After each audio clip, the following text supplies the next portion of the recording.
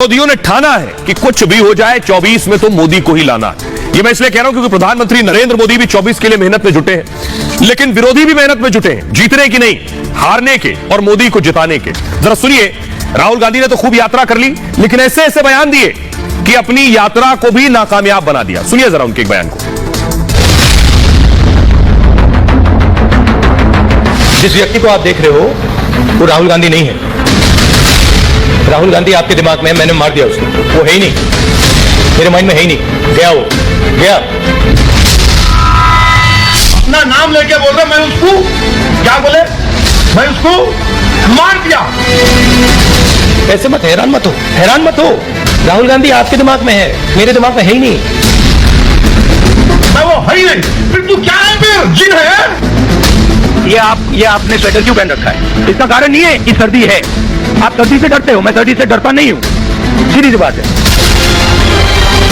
50 साल के हो गए, अब बोले मेरे को सर्दी से डर नहीं लगता। 50 साल में कोई बोलता मैं सर्दी को मार दिया। हाँ, इतना मतलब हैरान क्यों लग रहे हो आप? मुझे कांग्रेस का हाल है।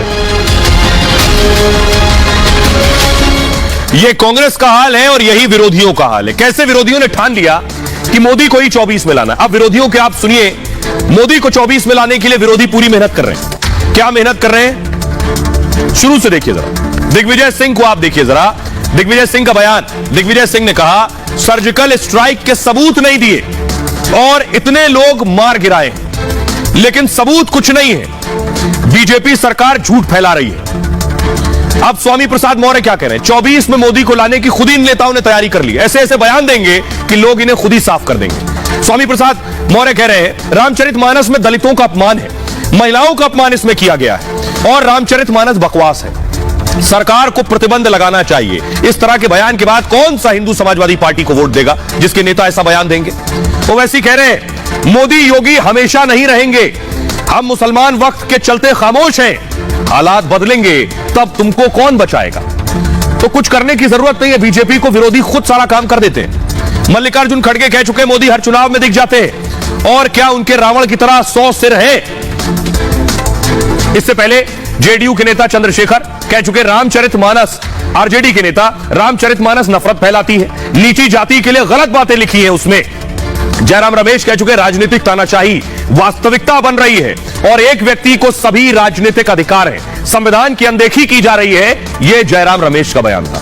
अब आप सोचिए जरा, जब इस तरह के बयान 24 तक देते रहेंगे तो फिर मोदी को कुछ करने की जरूरत ही नहीं है। ऐसे बयान ही चुनाव जितवा देंगे। ये रिपोर्ट देखिए।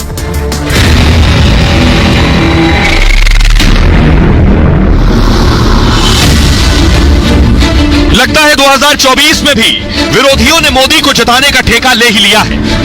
मोदी जो पूरी तरह राष्ट्र के लिए समर्पित हैं, सेना को हमेशा सर्वोपरि रखते हैं, उस सेना पर कांग्रेस ने सवाल उठाया और एक बार फिर सर्जिकल स्ट्राइक का सबूत मांग लिया। सर्जिकल स्ट्राइक की बात करते हैं कि हमने इतने लोग मार गिराए, लेकिन प्रमाण कुछ नहीं, केवल झूठ का पुलंदा से ये राज कर रहे हैं। आज तक उस घटना की जानकारी न संसद में उन्होंने पेश की, न जनता के सामने रखी। दिग्विजय सिंह फिर सर्जिकल स्ट्राइक के सबूत मांग रहे हैं। ये सेना का मनोबल गिराने का पाप वो कर रहे हैं, पाकिस्तान के साथ वो खड़े हैं, ये दिखा रहे हैं। सर्जिकल स्ट्राइक का सबूत कहीं 2024 में कांग्रेस पर सर्जिकल स्ट्राइक न कर दे। जब दिग्विजय सिंह ने कांग्रेस का बाजा बजाने की कसम खा ही ली है, तो पार्टी के बाकी नेताओं को जवाब देते नहीं बन रहा। पूरे अनुशासन में सवाल पूछा है, सभी सवाल का जवाब दूंगा। माइक नहीं हटा सकते सर। जयराम सर इस तरह से मोदी विरोध में विपक्ष कितना कंफ्यूज है, इसका अंदाजा आप इसी से लगा सकते हैं कि हिंदू वोटों को बांटने के लिए बिहार से उत्तर प्रदेश तक रामचरितमानस पर सवाल उठाए जा रहे हैं। राइट, अब मैं आपको बताता हूं कि आखिर ये जो बयान है, ये बयान प्रधानमंत्री नरेंद्र मोदी के लिए, जैसे वो कहते नहीं है कि मुझे ये लोग जब गाली देते हैं तो वो उन्हें प्रोटीन देता है, न्यूट्रिशन देता है, वैसे ही ऐसे बयान पीएम मोदी के लिए फायदा करते हैं। कैसे? प्रधानमंत्री बनने के बाद जब ये सेना पर सवाल उठाते हैं, पीएम मोदी ने प्रधानमंत्री बनने के बाद सेना के साथ 8 दिवालियां, अपनी सेना के साथ अपनी 8 दिवाली मनाई। सेना को निर्णय लेने के लिए फ्री हैंड दिया उन्होंने। वन रैंक वन पेंशन को मंजूरी दी उन्होंने। सितंबर 2016 में पीओके में सर्जिकल स्ट्राइक की। दुनिया भर में भारत की छवि बदली है। फरवरी 2019 में पुलवामा आतंकी हमले का बदला लिया। बालाकोट में एयर स्ट्राइक की। पाकिस्तान को मुंहतोड़ जवाब दिया। दुनिया ने फाइटर रफाल का शस्त्र पूजन भी देखा। फ्रांस से भारत को 36 फाइटर जेट मिले। नेशनल वॉर मेमोरियल देश को समर्पित किया। ऐसा कोई वॉर मेमोरियल नहीं था देश में अपना। Chief of defence staff CDS के पद को बनाया। युवाओं के लिए अग्निपथ स्कीम शुरू की। अग्निवीरों की सेना में भर्ती शुरू हुई। जब सेना पर बोलेंगे तो आप सबसे ज्यादा खुद का नुकसान करेंगे और मोदी का उससे फायदा होगा। अब कैसे? जब आप रामचरितमानस पर बोलेंगे तो विपक्ष और विरोधी खुद का नुकसान करेंगे। कभी अपनी धार्मिक पहचान पीएम मोदी ने क्योंकि छिपाई नहीं।